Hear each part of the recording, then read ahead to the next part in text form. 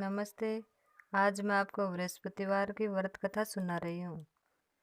किसी गांव में एक साहूकार रहता था, जिसके घर में अन्न, वस्त्र और धन किसी की कोई कमी नहीं थी। परंतु उसकी स्त्री बहुत ही कृपण थी, किसी भिक्षार्थी को कुछ नहीं देती। सारे दिन घर के कामकाज में लगी रहती। एक समय एक साधु महात्मा बृहस्पतिवार के दिन उसके द्वार पर आए और भिक्षा की याचना की। स्त्री उस समय घर का आंगन लीप रही थी। इस कारण साधु महाराज से कहने लगी कि महाराज, इस समय मैं तो घर लीप रही हूँ, आपको कुछ नहीं दे सकती। फिर किसी अवकाश के समय आना। साधु महात्मा खाली हाथ चले गए। कुछ दिन के पश्चात वही साधु आए, उसी तरह भिक्षा मांगी। साहूकार ने उस समय लड़के को खिला रही थी। कहने लगी, महाराज मैं क्या करूँ, अवकाश नहीं है, इसलिए आपको भिक्षा नहीं दे सकती। तीसरी बार महात्मा आए तो उसने उन्हें उसी तरह से टालना चाहा, परंतु महात्मा जी कहने लगे कि यदि तुमको बिल्कुल ही अवकाश हो जाए तो मुझको भिक्षा दोगी। साहूकार ने कहने लगी कि हाँ महाराज, यदि ऐसा हो जाए तो आपकी बड़ी कृपा होगी। साधु महात्मा जी कहने लगे कि अच्छा, मैं एक उपाय बताता हूँ।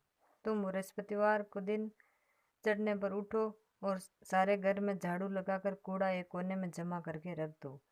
घर में चौका इत्यादि मत लगाओ।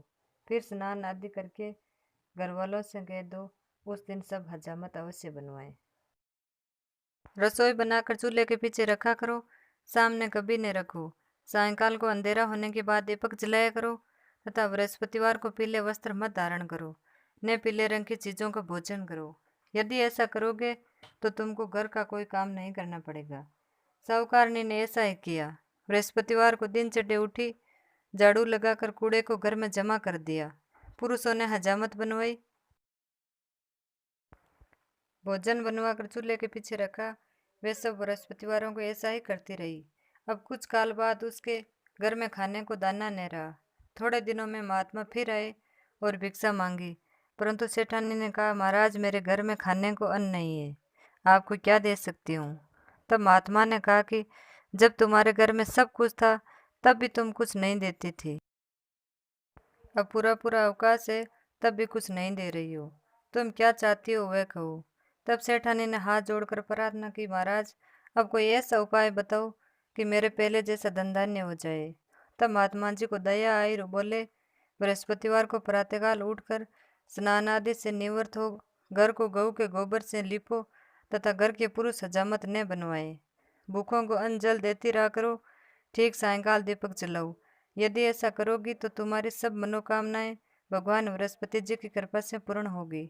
सेठानी ने ऐसा ही किया और उसके घर में धन धान्य वैभव वैसा ही हो गया जैसा कि पहले था। बोलो बृहस्पति भगवान की जय। कृपया ये कथा आपको पसंद आए तो लाइक, शेयर और सब्सक्राइब जरूर कीजिए।